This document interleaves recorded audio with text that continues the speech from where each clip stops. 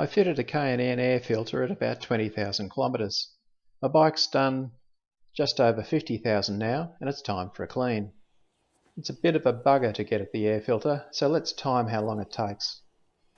I'm not going to bore you with all the process of taking the air filter out. You can see that in another video. I've got the link at the end of this video. However, like most things, once you've done it a couple of times, it's relatively easy, even though it takes a little bit of time and a bit of fiddling around to get the air filter out. Fortunately, it's not something that's done very often. The last 30,000 K has seen a bit of gravel road and a bit of dust, not a huge amount, and mostly road riding, so I'm not expecting it to be real dirty. But because I'm an anal retentive, I need to clean it, regardless. Ah, there you go. Finally got to it. And you might notice I've got a sticker on the top of the airbox to remind me that it is a cleanable air filter and not to throw it away. Let's have a look at how dirty it is after 30,000 kilometres. You can see it's been doing its job, but it's not all that dirty. You can see the dark coloration on the right hand side of the line that I've drawn on the picture. I forgot to show it, but the other side, the intake side, is completely clean. Anyway, how long did it take to get that filter out? Let's have a look at the stopwatch. About 12 minutes. In the scheme of things, that's not that much out of my life. Let's start the cleaning process. I've got a K&N recharge kit that I've had for a number of years and bought for a previous bike, and it will last for quite a long time yet. It comes with a spray pack of oil and a squirty bottle of the cleaner that dissolves the oil and lets you rinse it out. So step one is to liberally apply the cleaning fluid.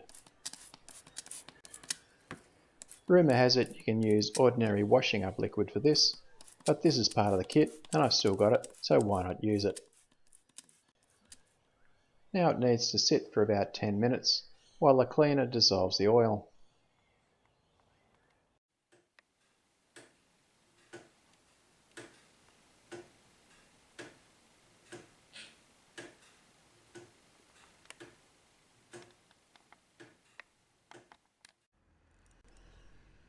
Alrighty then, time to flush it out with some low pressure water, hosing from the intake side back out, so any dirt is in there, it pushes it out.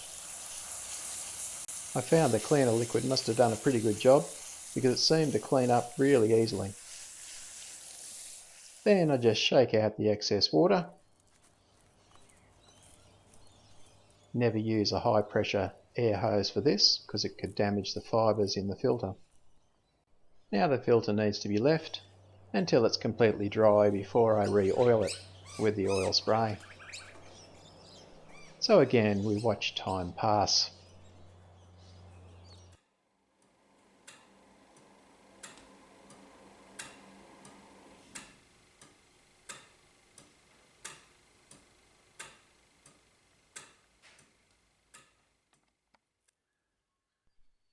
With the filter nice and dry, it's time to re-oil the filter. It's really important to oil these filters because it helps a lot to trap any really fine particles of dirt. I'm sure if you've ever been a trail bike rider, I'm preaching to the converted here. The oil gets sprayed on both sides, just enough to coat it. That was an easy job done.